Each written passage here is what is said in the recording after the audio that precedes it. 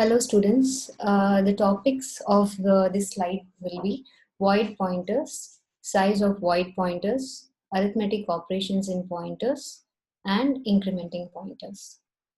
To start with, we'll be saying what is void pointers.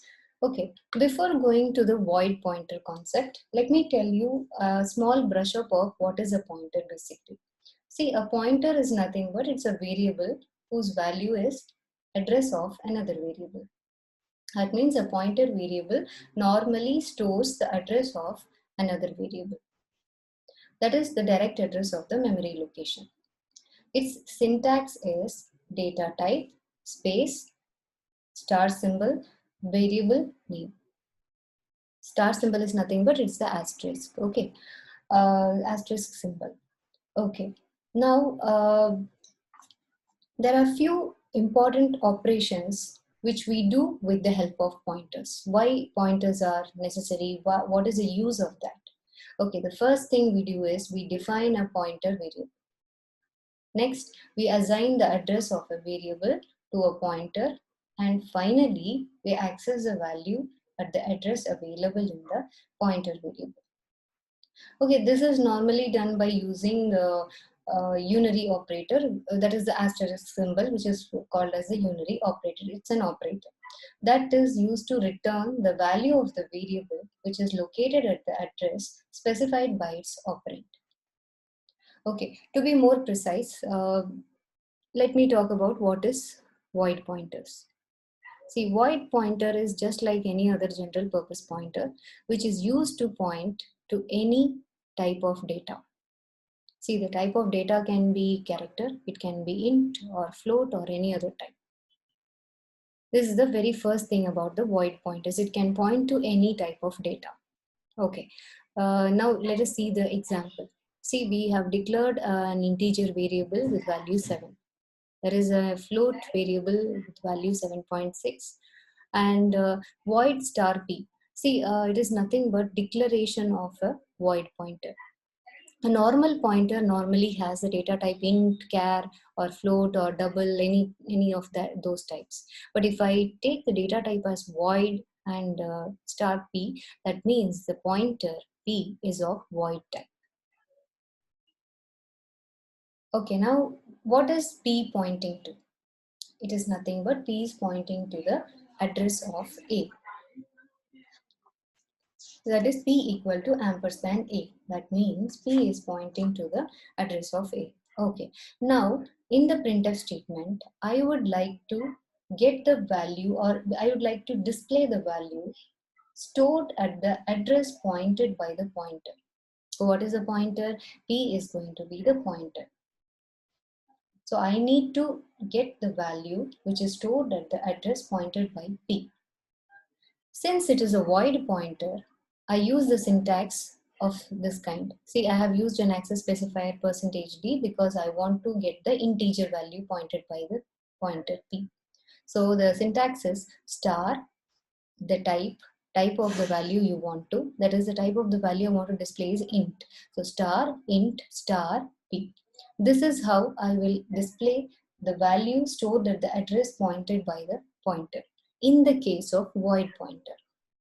Again, p is equal to ampersand b. That means now the pointer p points to a float value or the address of the float value, that is b, or address of b in simple words. Now I would like to get the value again similarly stored at the address pointed by the pointer. Now the pointer is pointing to the address of a float value. So I want to get the value stored at that address. So how do I do that? I'm going to use the access specifier %f since it is a float value. And then the syntax will be something like this: star float, that is the type of value I want to print, and then star and p.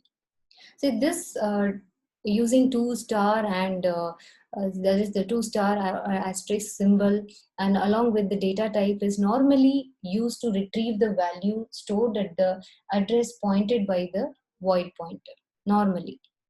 In the case of any other pointer, for example, the star p is going to be an integer pointer, or if it is going to be a float pointer or double or anything, if I want to get the value which is stored at the address pointed by a particular other pointer other than void pointer, then I can just use asterisk p. That is, star p will be enough to display me the value stored at that particular address, had it not been a void pointer.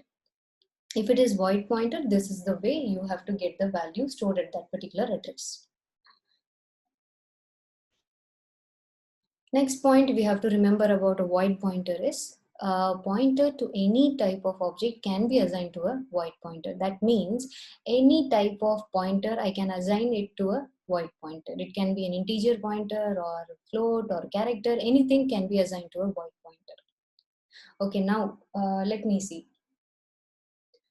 This example is given. So the example says I have a value a which is given, which is declared as 10. I have an integer pointer because it is clearly given the data type is integer star ptr, that means it is an integer pointer. Now the pointer ptr is containing the address of variable a. Okay, so address of a is now present in ptr. For example, if the address a or address of A is say 351.0067852, that is stored in PTR. Now what I'm going to do is this PTR is going to be assigned to a void pointer. What is a void pointer in the program? If you see the program clearly, star VPTR, it is going to be the void pointer. Since it has the data type as void, this is going to be the void pointer. Now what I have done here is I have just assigned an integer pointer to a void pointer. And if I want to know what is there in the VPTR, that is a void pointer as well as an integer pointer, then it both will contain the same address value. Now, how it contains the same address value? See, as you have told PTR equal to ampersand A, that means address of A will be present in PTR, and whatever is there in PTR, I'm going to simply assign it to the void pointer. So PTR contains a particular address, the same address will be present in the void pointer also. Now, the most important thing we have to remember is a void pointer can never be dereferenced. See, in the previous program, it was variable versus a pointer. Every time I assigned a variable's address to the pointer in the first program, the p equal to ampersand a or p equal to ampersand b, both the cases I assigned a variable to the pointer. So I could get the value that a dereferencing could be done. But in the second example, a pointer is assigned to another pointer. In that case, we cannot do the dereferencing. Generally, void pointer, we cannot do the dereferencing. See, normally the compiler will not let you dereference a void pointer because it does not know the size of the object pointed to. That is the main reason a void pointer cannot be dereferenced, because the compiler will never let you dereference a void pointer since it does not know the size of the object pointed to. So the previous example, since it was variable versus pointer, dereferencing could be done, but here it is pointer versus pointer, so the dereferencing is not possible. So moving on to the next topic is the size of void pointer. Now the size of void pointer in C is the same like the size of the pointer of character type. And generally the second point also states the very similar kind of thing. The size of pointer will always vary depending on the platform that we are using. Okay, let us see using an example. See, this is an example of size of the pointer. How do we define it? So we have given first 4 statements in the main function is different kind of pointers. Void pointer, first one, then the integer pointer, character pointer, and then the float pointer. All of them are assigned as null value. Okay, now each time I'm trying to define the size, or I'm trying to display the size of each type of the pointer. First, I want to print the size of void pointer, then I like to print the size of integer pointer, and then the character pointer, and finally the float pointer. I have a size of operator. See, normally when I use variables, if I use, for example, if I use int p, it's just a variable of integer type. If I use this command like size of int, or size of p, I'm sorry, in that case, it will give you the value 2, because a size of an integer variable is going to be 2 bytes. If I give a character, say C, character C, and size of C will return me a value 1, because the size of character variable is 1 byte. But here we are not giving or returning any size of variable. We are trying to display size of the pointers.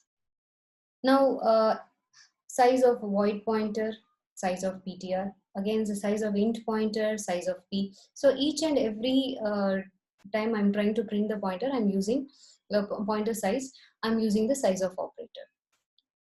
Now, every time when you see the output, the size of each and every pointer, it is showing 8 bytes. How come?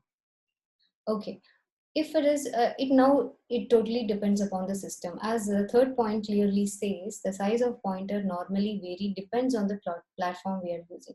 See, generally, if I'm using a 64-bit operating system, then the size of void pointer or any type of pointer is going to be 8 bytes.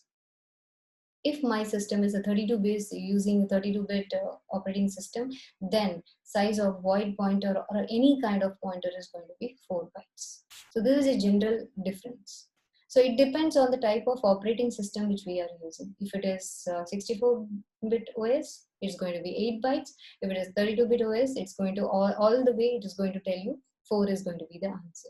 And access specifier which will be used here is %t, because I want to know what is the size of each and every pointer, which is going to be an integer value.